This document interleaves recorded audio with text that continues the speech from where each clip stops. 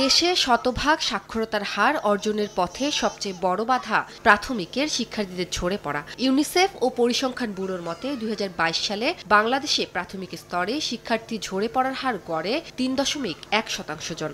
আর corona পরবর্তী প্রভাবে এ হার প্রতিনিয়তই বেড়েই চলেছে।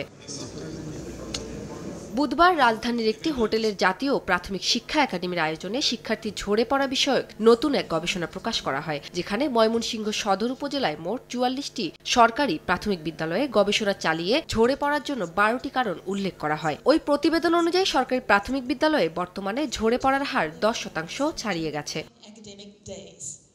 সেমিনারে প্রধান অতিথি হিসেবে অংশ নিয়ে প্রাথমিক ও গণশিক্ষা উপদেষ্টা বলেন, সাক্ষরতার হার শতভাগে নিতে বর্তমান সরকার বদ্ধপরিকর। তবে শিক্ষার্থী ঝরে পড়ার কারণ হিসেবে মাদ্রাসা শিক্ষা নিয়েও কথা বলেন তিনি। মাদ্রাসাগুলোতে যে তারা কারিকুলাম পড়াচ্ছে বা কি করছে, এটা কিন্তু গভর্নমেন্ট হিসেবে আমাদের অনেক ক্ষেত্রেই বিষয়টা আমাদের তত্ত্বাবধানে নয়, এবং আমরা ঠিক জানি না তারা কি পড়াচ্ছে, এবং সেক্ষেত্রে আমাদের নিয়ন্ত্রণ নাই অনেক ক্ষেত্রে। অর্ধেক পাউডারে দ্বিগুণ উজ্জ্বলতা, নতুন রিন অ্যাডভান্সড অর্ধেক পাউডারে দ্বিগুণ উজ্জ্বলতা।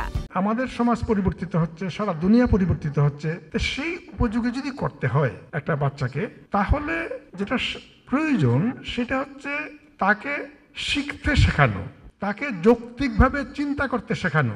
সারা দেশে প্রাথমিকভাবে ১৫০ উপজেলার স্কুলে মিড ডে মিল চালুর সিদ্ধান্ত হয়েছে। পর্যায়ক্রমে সারা দেশে এই প্রক্রিয়া চালু করার কথাও জানানো হয় সেমিনারে। সবগুলো স্কুলে চালু করব মিড ডে মিল। উম্মে হানি, সময় সংবাদ, ঢাকা।